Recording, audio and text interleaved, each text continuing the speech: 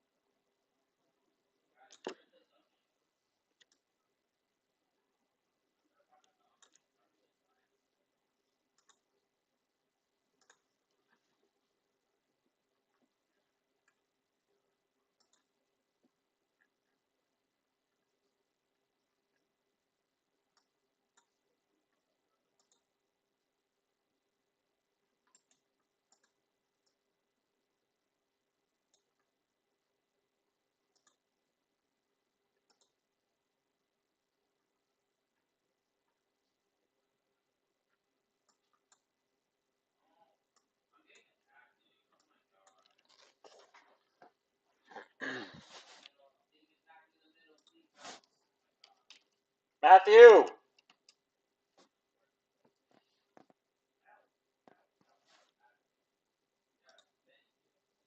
Helene, and again, upcoming efforts. There was a ton of you that donated. Shout out to Deborah with a $100 donation for the Y'all Squad, which is going to help with hurricane relief efforts. There was somebody that donated $750 on here. I'm not sure where it is. But like I'll try to find it here. But like whoever donated $750, huge W's for that person. I'll see if I can find them. Steve Tipton. Huge W in the chat for Steve. $750 contribution.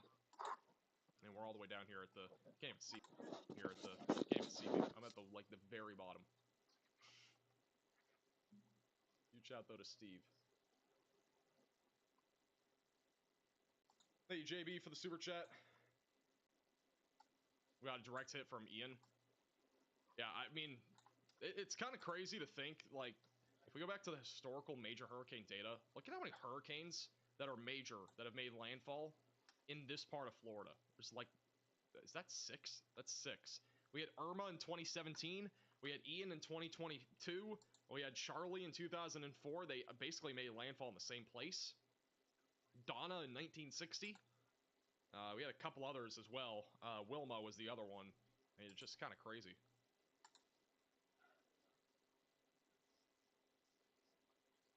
Pull up Wilma real quick. Where is Wilma? Wilma in 2005. Can I pull this one up? Maybe not. Okay. Wilma was a crazy one too, but it's not letting me pull it up. Hey, Nicholas for the super chat. Yeah, if you guys are trying to watch Sunday Night Football, I don't think it's popping right now. There are storms up there. That's what it looks like up in Pittsburgh. Plenty of storms in the area. They might. I don't know when they're gonna start playing, but it's definitely delayed. Definitely gonna be delayed. There's a lot of storms up there. Game set to begin in 15 minutes. All right, I gotcha. So 15 minutes apparently. That game might be, I don't know how that game's going to go. It might be low scoring because of all the water on the whatever they have, turf or whatever it might be. Friendly reminder, if you are new to the channel, make sure to subscribe. We are quickly approaching 420,000 subscribers. If every one of you subscribes that's not subscribed right now, we might hit that. And if you are new, subscribe. We're going to continue to have live updates and forecasts over the next several days on Hurricane Milton as it approaches Florida. So make sure to subscribe if you are new to the channel. Quickly approaching 420,000 subscribers. Every one of you subscribe. Thank you, Jay, also for the super chat. Marion County. I don't know where that county is. And forecasts over the next several days on Hurricane Milton. Is that the Ocala area? I think that area will be mostly the potential for flooding, rainfall, and then hurricane force wind speeds. Thank you, Jay, also for the super chat. Marion County.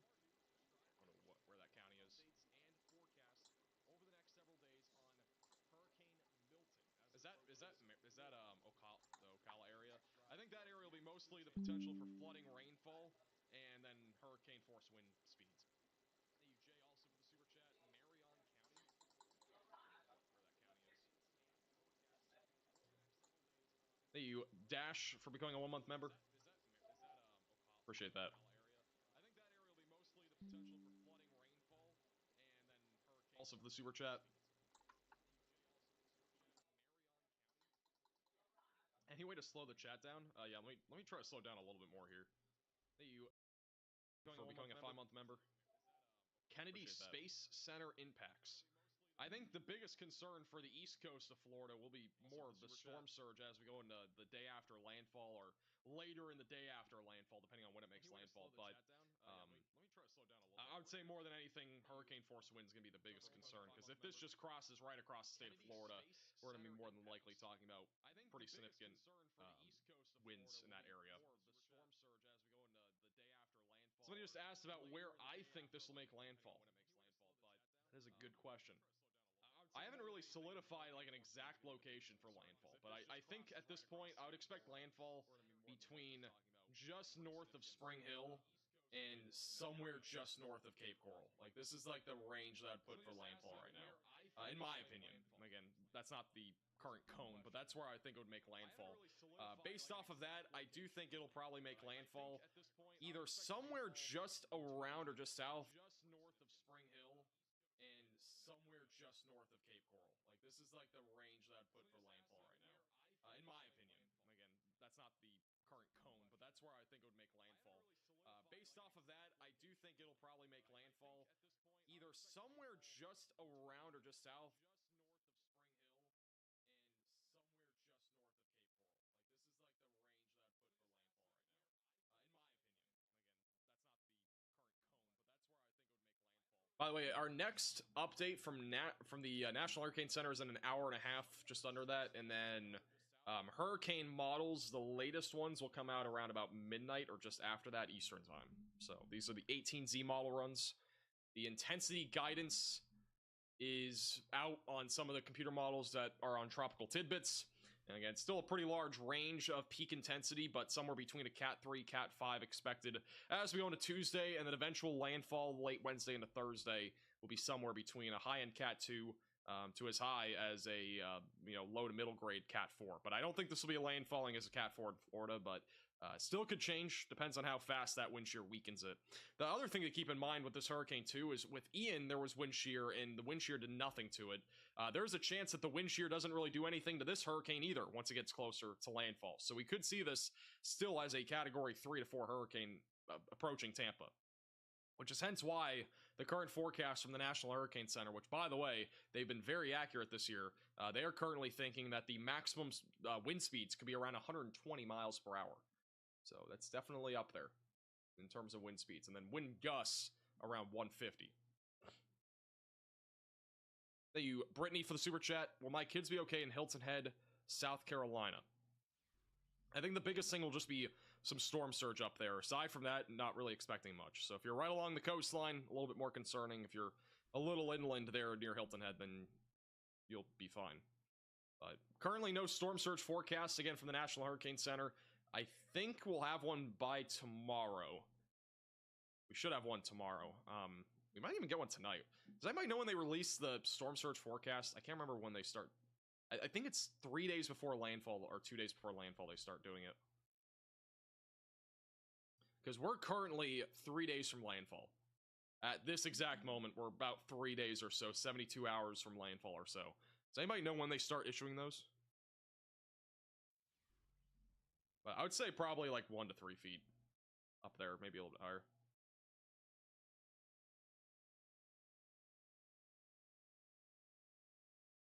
I think the earliest that we would get it would be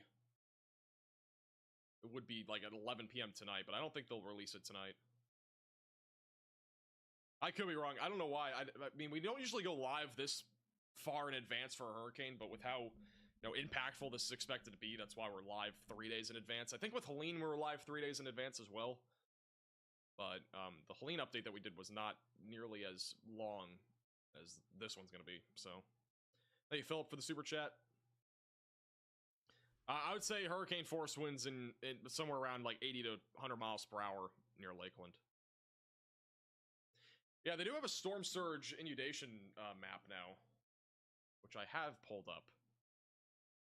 Which right now they have, upwards of 9+ feet of storm surge right along the Tampa Bay area here. But they right now have like the worst of the surge being back down in the Charlotte Harbor area, just northwest of Fort Myers. And this is Fort Myers Beach, which is expected to be completely flooded over. And they have already ordered mandatory evacuations there. That was as of not too long ago. Thank you, Moon, Fairy, Daniel, and Kendra for all becoming members. And welcome to the Velocities. How will Palm Beach be affected? Are you talking about West Palm Beach? Talking about West Palm Beach, I think your greatest concern will just be, like, some rain. There won't be much else down there, I don't think.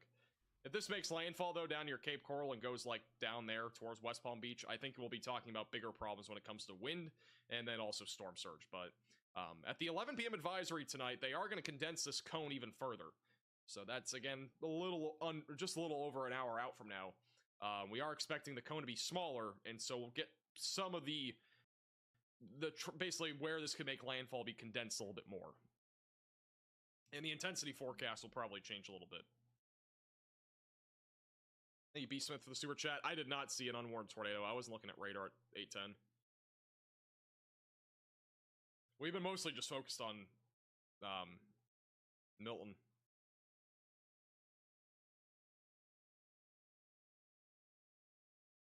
You have recommendations for good cities to shelter in. So if you are evacuating and you are in Florida, you don't necessarily have to go to another state, okay? The biggest thing that people usually evacuate for is if, one, they are right along the coastline and in an area that is prone to storm surge, or two, in an area that is like, if you're like in a mobile home or a RV or something like that. Those are the two situations in most cases where you evacuate, or if there's some sort of flooding threat, right? If you're like in a low-lying area. So those are the reasons why most people evacuate. So again, if you are in Central Florida, you know, you don't necessarily have to evacuate if you're in a 2-story building in like a higher elevation area. Again, there's not any mountains in, you know, Florida, but if you're like, you know, not really in a low-lying area. But, you know, if you're in Tampa Bay, for example, let's say you're right along the coastline. Let's say you're in Adamsville. I don't know what's there, but let's just say you're in Adamsville. Most of the time, you don't have to go all the way up to Georgia. Like, you can just go to, like, the Lakeland, Florida, or Mulberry to a hotel for a night or two, or whatever it might be, and then just, you know, stay there. That's usually a pretty safe bet. But you don't have to go all the way up into Georgia or something like that. That's not what you know, that's not what it necessarily means to evacuate. Evacuating can mean going from Cape Coral to, you know, the town next door, maybe over in River Hall or something, whatever it might be. And then, again, it doesn't necessarily mean that you have to go from Cape Coral to, I don't know, Knoxville, Tennessee to stay away from this thing. So you are still going to feel impacts even if you move 10 minutes away. It's just, it'd be mostly wind. All hotels have been sold out. I find that hard to believe, but I will look real quick and see.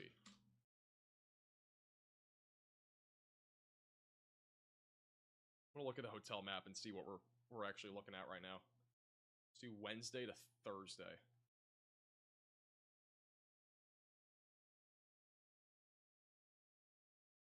I like how they're still selling hotels right along Clearwater Beach in Florida.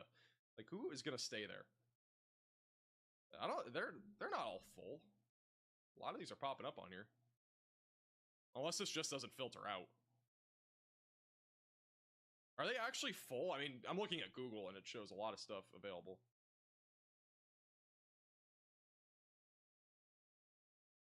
I mean, I'm looking at Ocala, Florida, and there's some that are available. I don't think they're all sold out. I would watch it. Yeah, have a storm chaser go stay at a hotel right along the coast. Be crazy. People do it, though. They do it sometimes. Thank you, Diane, for the super chat. And Lauren. Reed would stay there. He would stay at an Airbnb. He would even go lower. He'd be on the first floor of a hotel if he was actually, you know, staying at a hotel.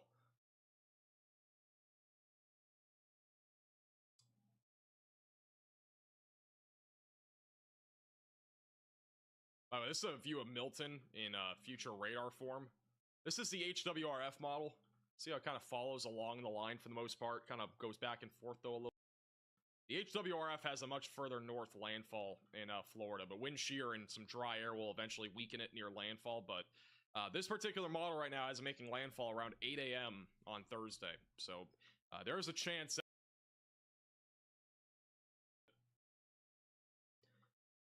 I'm really hoping that this doesn't make landfall in the overnight hours. That'd be pretty bad. Just because, again, people are usually sleeping. This is Milton on the HMON model. The hurricane models have been pretty bullish on this going further north of Tampa, which is interesting. And again, don't just pay attention to the precipitation here, because this is all where the heaviest rain is, but like we can still see storm surge like significantly on the south side, even if the rain isn't there. That's just the dry air that's kind of cutting off rain and wind shear, again, being a problem.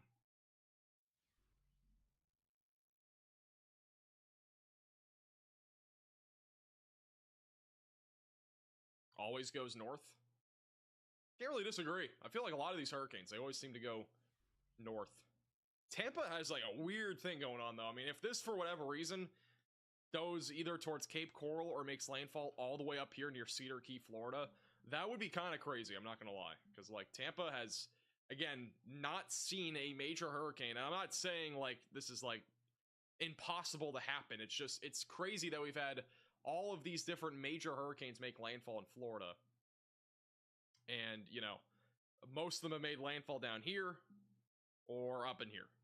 Like, that's like the general consensus. Tampa's just kind of smack dab in the middle. It's really weird.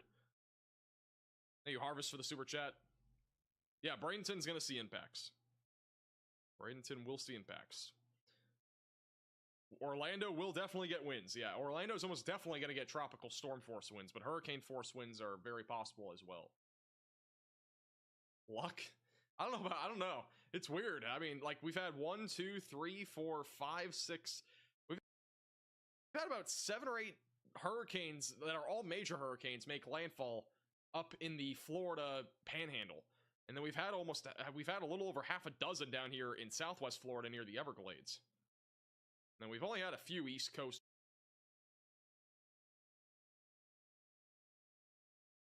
but yeah, it's kind of a crazy trend, I'm not gonna lie. It's pretty crazy.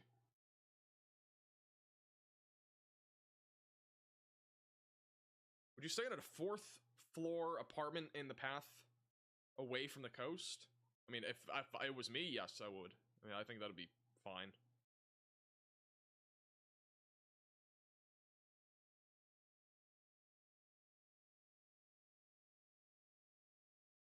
Thank you, Adam, for becoming a Maximum Velocity member.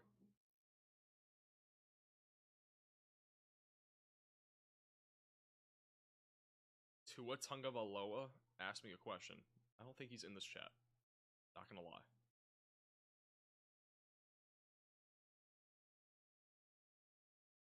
High tide in Tampa is at 6:50 a.m. on Thursday. Yeah, high tide, I mean, it's definitely bad when the storm surge is peaking at high tide, but it only adds like a foot, sometimes a foot and a half to storm surge. So it's not usually like a major difference. But it definitely is at least a small difference. Thank you, Manny, also for the super chat. I think Cape Coral is going to get some bad storm surge no matter what happens, but if for some reason this does actually make landfall up closer to the Big Bend, which this model doesn't show, but if it does go like closer to the Big Bend near Cedar Key, you would be talking about a much better scenario where you're not really dealing with much of a storm surge concern there. But you'll still be talking about tropical storm force winds.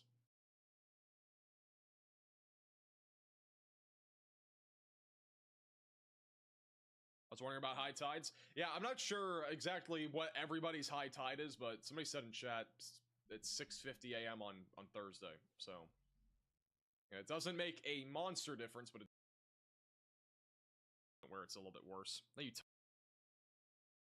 and my family have a Disney vacation. We fly out of DFW on Wednesday. What are your thoughts?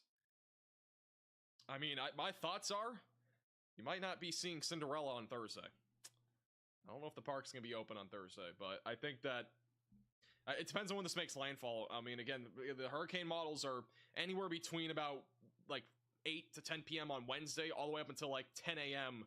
8 to 10 p.m. on Wednesday, between that and 10 a.m. or so on Thursday. So it's a large time frame. I think if this makes landfall Thursday, that Disney will be closed.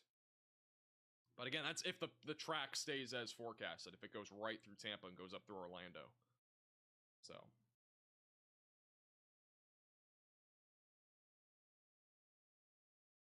Disney doesn't close unless they have to, but I mean, this situation, I think it is very warranted.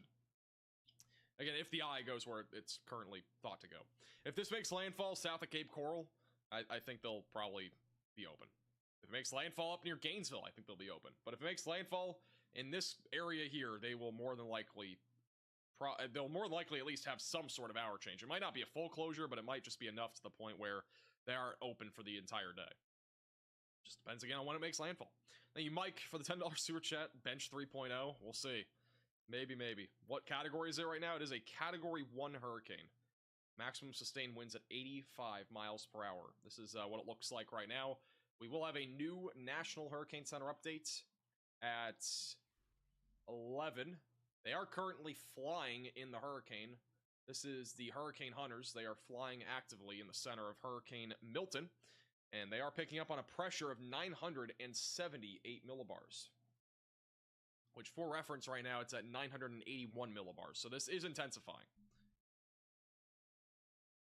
Thank you, Random, for the super chat. As a professional pilot, I love your coverage and knowledge. Keep it up. Appreciate that. Thank you. Thank you, Maddie, for the super chat. Palm Coast right on the beach. Where is Palm Coast? Oh, up here? I mean, I would just kind of monitor trends. I wouldn't say you have to evacuate like right now or anything, but I would definitely keep a close eye on it because there will be some storm surge, I think, on Friday or even Thursday night. On the back side of this hurricane, we're going to have winds coming out of the east, so there will be some storm surge near Palm Coast, but we don't really, again, know what the number will be. It might be enough for you to evacuate, but again, it's a little bit too early to tell. But definitely have a plan ready to go in case you do have to evacuate. And again, evacuating doesn't mean you have to go from right here to, again, like Texas or something. Like, you can literally go a few miles inland of Palm Coast and you'll probably be fine, depending on what the storm surge forecast is. Thank you, Mike, for the 5 gifted members. Put some W's in the chat for Mike. You got a gifted membership, make sure to thank him in the chat. Thank you, Girl, for the $10 super chat. Condos and hotels are filling up fast in Panama City and Panama City Beach, Florida. They are going to be filling up fast. I mean, a lot of people are evacuating inland, so. Thank you, Wumpy, for the super chat. You follow weather often. Do they seem strange to you, like behavior-wise? Oh, goodness, here we go. I don't know much about storms, but lots of people are talking about weather manipulation. Oh, man, Twitter's been so bad over the last 2 days with weather manipulation. Guys, I mean, I'm just going to be straight up with you guys, and you guys can agree or disagree with me, I don't care. But weather manipulation, chemtrails, HARP, whatever you guys call it, is stupid. It's just a waste of my time of even talking about it.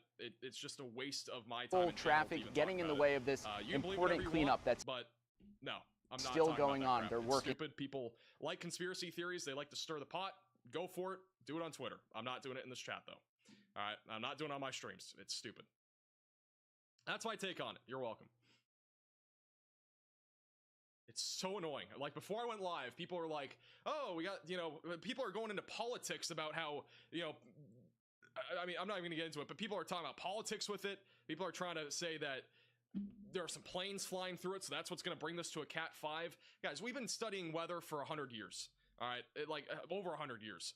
And we've had hurricanes, not necessarily like this one exactly in our observed history, but we've had hurricanes like this form in October that are major. It's not strange. It's happened before. It happened before airplanes, by the way. Goodness gracious. Thank you, Peter, for the $10 super chat. It's too early to tell, but I mean, if you're like near the beach, I would definitely be prepared to evacuate. I do think Tampa will at least have hurricane force winds. Thank you, Melody, for becoming a member. By the way, if you unsubscribe for me, because I don't believe in weather manipulation or whatever, I don't care. So go for it. I don't care. You can go somewhere else and talk about your fun little stories and whatever else you find on Google, I guess. Thank you, All Sport, for the super chat.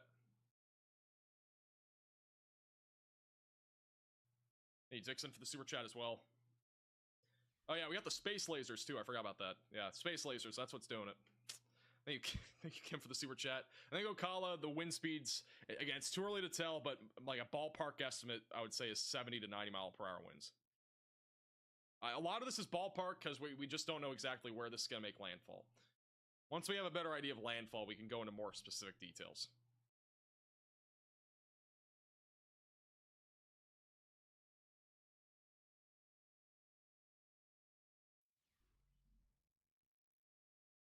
Thank you, Mama, also for becoming a member, and welcome to the Velocities.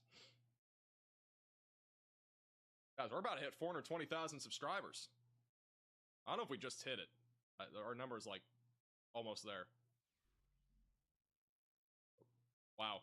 We've hit, I don't know how many subscribers we've gained today, but it's been a lot. Thank you to anybody that subscribed to the channel. Again, if you are new to the channel, haven't already, hit the red button down below and subscribe. And we'll have live updates on Hurricane Milton as it approaches Florida every day, and we're also going to have videos. We're going to have 2 videos a day. So make sure you're subscribed and click the bell icon so you're notified with the latest updates. Thank you, LK, for the super chat. Thank you, Sherry, for the super chat.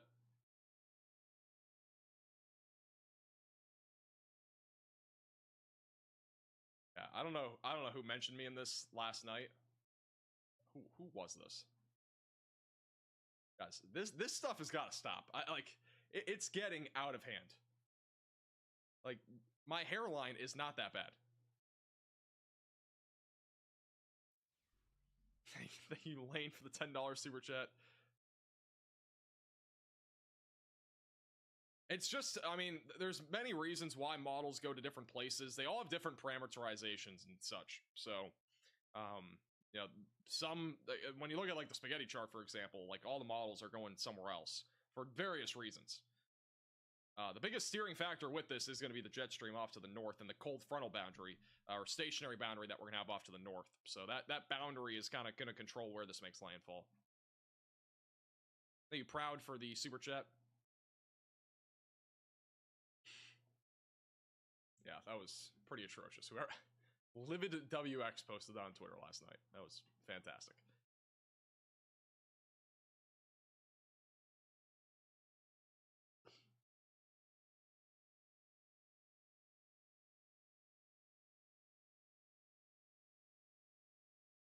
Models suggest you're bald by 33. Guys, I'm not gonna be bald by 33. My hair looks great right now. I'm growing out my hair, actually. I've not gotten a haircut in 2 months. We might be going full-blown, I don't know, maybe mullet mode? I don't know what we do. I don't know when I'm gonna cut my hair. I kind of like it right now. Thank you, JC, for the super chat. Port St. Lucie's probably just gonna be mostly wind and some rain. I don't think there'll be too much more than that there. Hey, Jedi, for the $5 super chat. Jacksonville for wind. Again, I'm just kind of ballparking numbers because, again, I still think it's too early to really talk about specific numbers. But the GFS model, for example, shows 50 to 60 mile per hour wind gusts. If we go to the European model, the winds are a little bit higher on the European. European has it like near 60 to 70 Thursday morning.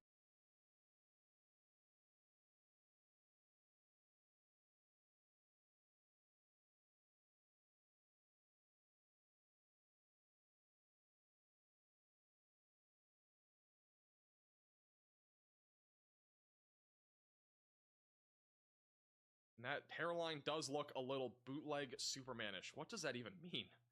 Is that a good? If that's a good thing, I'll take that. If that's a bad thing, I don't know why you're super chatting $100 saying that, but I appreciate the generosity. Maybe we'll see. We might do one. Thank you, Connor, for the super chat. Is that queso as your profile picture? Southwest Cape Coral near the marina. Evacuation absolutely necessary. Again, listen to local officials on evacuations. I don't 100% know about that area. I would make a good guess, though, and say that there will probably be evacuation orders if the hurricane itself makes landfall somewhere near Cape Coral or just north of Cape Coral. Thank you, Cassie, for the super chat. Fan mail is being delivered tomorrow. Wear it on live. I actually have one fan mail right now. I don't think it's yours, but we do have I'll do it real quick. We have a fan mail from Earl. Is Earl watching? I don't know if Earl's watching in the chat, but we'll open it real quick. This was sent in by Earl. It's like wrapped up in this thing. We got two things. We got a Engraved Designs card. I'm guessing that's where this came from, was Engraved Designs. But we also got a Max Velocity business card. I'm not sure where the QR code takes me yet, so I'm not going to scan it yet. But we got legitimately a Max Velocity business card. There's also a keychain, which has like a little tornado icon on it. It's pretty cool. And it also has a QR code in this one. So I will not scan it yet because I don't exactly know where the QRs go, but that is a thing. Also, we didn't just get that. They also sent me a Max Velocity bench. They sent a bench, guys. That's unbelievable. This is an engraved bench. Max Velocity official weather forecasting bench. This might be the best fan mail I've ever gotten, honestly. We got a bench. I don't know how in the world they even did that, but that's kind of crazy. So W's in the chat for Earl. Wow, that's kind of crazy, not gonna lie. I didn't even know you could do that. Sheesh. All right, we got 1 hour until the National Hurricane Center update. For the next hour, we will be answering questions, and we'll also be just talking about upcoming Milton and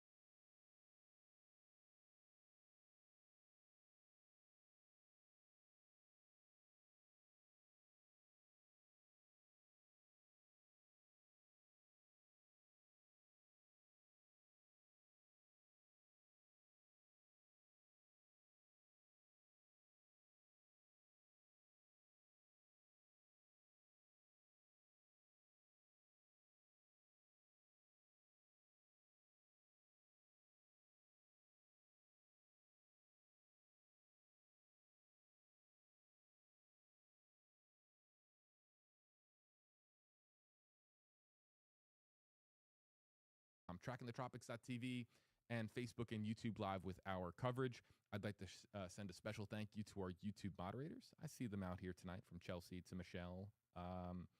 See if we've got some others. Team Brittany is in there too. They are helping point our commenters in the right direction to great resources on WFLA.com, from evacuation zones to sandbag locations. They'll, I'm sure, be putting up the wobble tracker once we actually publish it for Milton. So a big thank you to our WFLA YouTube moderators. They are extraordinary, and they also help, keep our comment section clean of trolls and inappropriate comments of any kind. So Facebook Live, YouTube Live, we will be interactively featuring your comments. If we did not get to your comment tonight, we will get to your comment, I'm sure, in the hours or days ahead, as our streaming coverage of Hurricane Milton continues here on Tracking the Tropics. So that's going to do it for our live stream. We are getting some shut-eye and resting up for what will be an extremely consequential week for the state of Florida. Milton is mustering its strength, and really the question now is where exactly Milton will head and hit. And Florida's Gulf Coast is on high alert, especially on high alert after what we had with Helene. It's interesting. Florida's Big Bend isn't as well populated as, of course, the Tampa Bay area. So now you have, on the heels, in the aftermath of Helene, you have the entire Gulf Coast of Florida on high alert, because we saw, what Helene did to Florida, Georgia, South Carolina, North Carolina, and now Milton is up on deck. And so everyone paying attention to the storm, as they should be. We are still in the 2024 Atlantic hurricane season. For Jeff Baradelli, Eric Stone, I'm JB Buno. Again, they are the meteorologists. I'm the guy who just hits the button and fields your questions at a Facebook Live and YouTube Live. Thank you so much for joining us on this special Sunday night edition of Tracking the Tropics. Our coverage will pick up when we see the 11 a.m. Eastern NHC track, the new cone, tomorrow morning. We will be streaming for that forecast cone and breaking down exactly what it looks like. Will the track nudge north? Will it move to the south?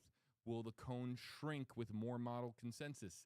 What will the spaghetti models and other model runs indicate are perhaps on deck after the 11 o'clock update for what the NHC will be doing in the aftermath of 11 o'clock tomorrow? Tomorrow's decision day. We'll be here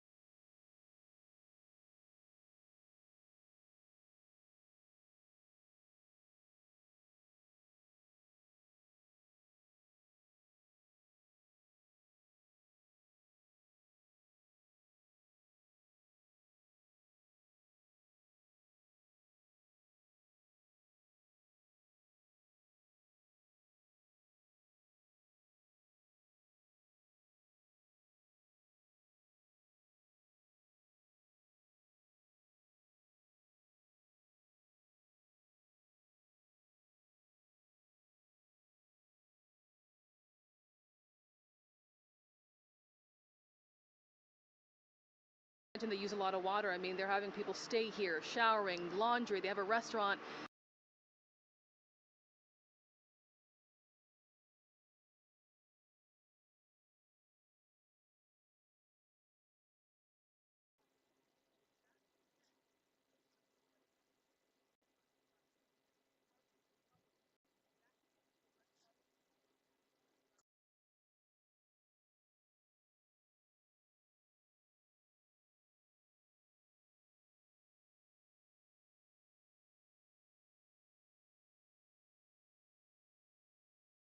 Up to the public, right?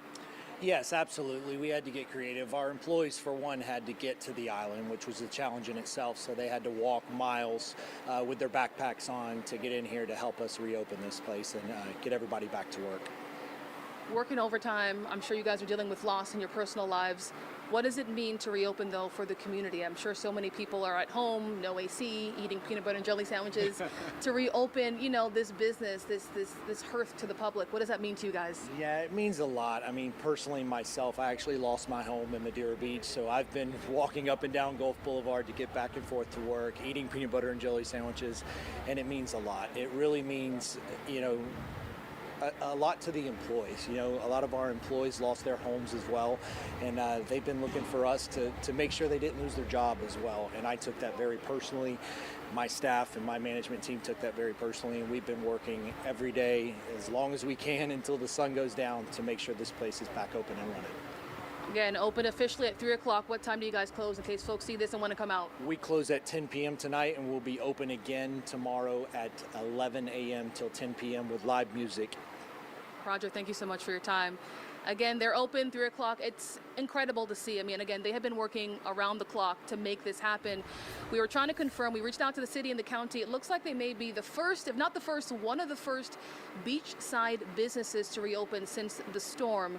And they're asking anybody who wants a cold drink, some food, some AC, just a place to find some respite to come out here to Sloppy Joe's. Rochelle, live music, lifting spirits, and we know you've been working around the clock too, doing a fantastic job. Got a question for you. Do officials in the county or the island know when they'll have water? I mean, that's the million-dollar question, right? People have literally been stopping us on the street like, have you heard? Did you know? We have asked Pinellas County officials. I called them just about an hour ago. I don't have the best news for you guys right now. They told us that they're working on it. Right now, not all the barrier islands even have access to water. Some people have running water, but it's not potable. You know, you still have to boil it. Some people don't have water at all. So what they told me is the hope is, fingers crossed, by tomorrow, they'll restore water to all of the barrier islands. But as far as that boil water notice is concerned, they have no idea when that's going to be lifted. That being said, if you have any questions about water, they are asking folks to call the county. For now in Treasure Island, Rochelle Aline, 10 Tampa Bay. We're starting in Pinellas County. Dozens of crews there working to get water back to several parts of the barrier islands. A boil water notice currently in place in Tierra Verde, St. Pete Beach, and Treasure Island. And that is where we find Rochelle Aline from one of our sister stations. And Rochelle, restoring water is needed not just for the people who live there, but also these businesses. I mean, that's right. We're at the Bilmar Beach Resort. You have to imagine they use a lot of water. I mean, they're having people stay here, showering, laundry. They have a restaurant.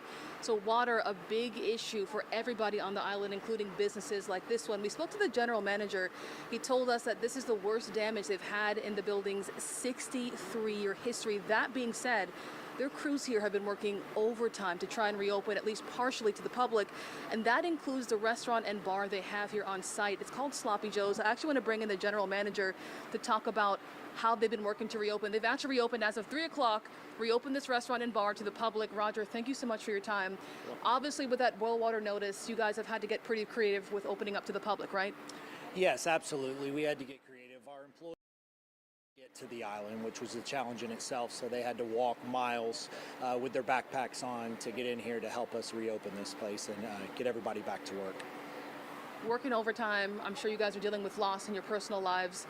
What does it mean to reopen, though, for the community? I'm sure so many people are at home, no AC, eating peanut butter and jelly sandwiches. To reopen, you know, this business, this hearth to the public, what does that mean to you guys? Yeah, it means a lot. I mean, personally, myself, I actually lost my home in Maderia Beach, so I've been walking up and down Gulf Boulevard to get back and forth to work, eating peanut butter and jelly sandwiches, and it means a lot. It really means, you know, a lot to the employees. You know, a lot of our employees lost their homes as well, and they've been looking for us to make sure they didn't lose their job as well. And I took that very personally. My staff and my management team took that very personally, and we've been working every day as long as we can until the sun goes down to make sure this place is back open and running. Again, open officially at 3 o'clock. What time do you guys close in case folks see this and want to come out? We close at 10 p.m. tonight, and we'll be open again tomorrow at 11 a.m. till 10 p.m. with live music. Roger, thank you so much for your time. Again, they're open 3 o'clock. It's incredible to see. I mean, again, they have been working around the clock to make this happen. We were trying to confirm. We reached out to the city and the county. It looks like they may be the first, if not the first, one of the first beachside businesses to reopen since the storm. And they're asking anybody who wants a cold drink, some food, some AC, just a place to find some respite to come out here to Sloppy Joe's.